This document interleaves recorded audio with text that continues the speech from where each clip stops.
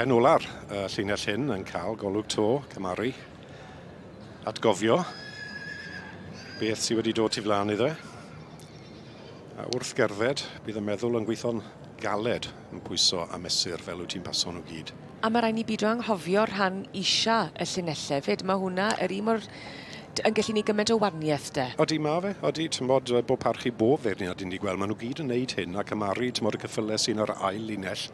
Achos mae dod lan un y ddoi tymod lle yn meddwl lot i bawb sydd ar cyffyle yma. Ond ar hyn o bryd wrth gwrs, Milcroft Chiquita i John a Anton. Anthony Carter, Anthony yn arwen, mab John Carter, yr enwog John Carter, brydfa Milcroft. John, wy'n siŵr bydd yma, mae fe rhyw 90 o oed ar hyn o bryd, a mae e still yn trefeili wel whippet bach. Ydy e? Odi wedi trafod cyffyle yn y cylchyn ar rhedeg nhw am blynydde. Ond mae fa blan heddi, allu di feddwl pam.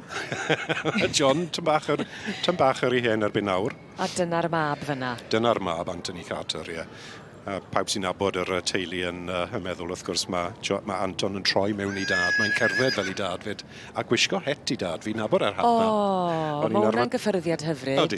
Odi. Yr un dap, fe fydden ni'n gweud, yr un dap, ie.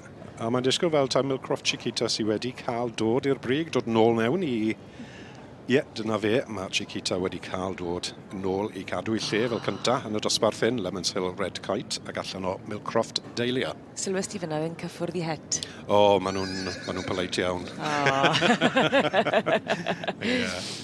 Alla i wan dychmygu beth sy'n mynd trwy feddwl nawr i ddyla mlaen i'r safle cynta, achos fel i ni'n gwybod sy'n byd yn saff nes bod y het yn y bant. Na, ond fi'n siŵr bydd Anthony yn bles iawn bod e'n cadw yr llwyddiant i fynd i'r teulu a'r brydfa.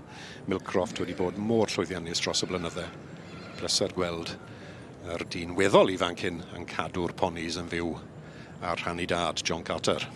A mae'n edrych i fyw lyged Gareth Price, fi'n credu. Odi, mae still yn, ni'n gweld mae fe still yn pipo. Ydi. Still yn pipo. Fedrych pa mor galed mae'n defnyddio i gadw canolbwyntiad y ceffyl, cadw yn llonydd. O, mae'r het i ffwrdd fi'n credu. Ydi. Na, oedd hi digon saff fi'n credu. Oedd hi digon saff. Ar y ferchog. Da iawn. John Anthony Carter o brydfa Milcroft. Lawr y bwys Dolish, yn credu. Ar y môr, yn Lloegr.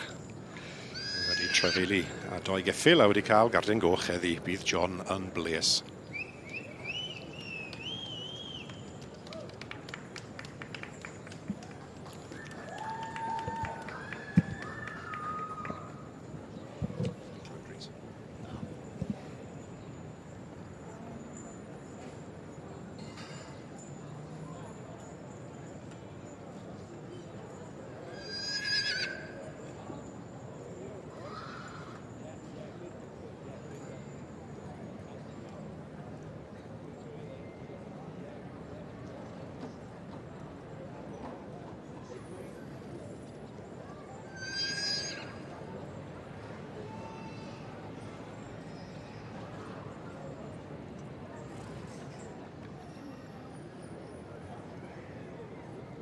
Wel, yn yr adranfa, yng nghanol y cylch, mae gennym ni ganlyniad, a dwi'n gweld ein noddwr yn y cylch sef Mr Arwyn Morgan. Diolch yn fawr iawn i chi am eich nawdd caredig yn ysbyddiadau yr adranfa heddiw.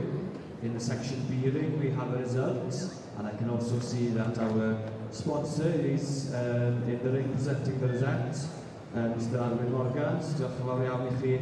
Thank you very much for your sponsorship.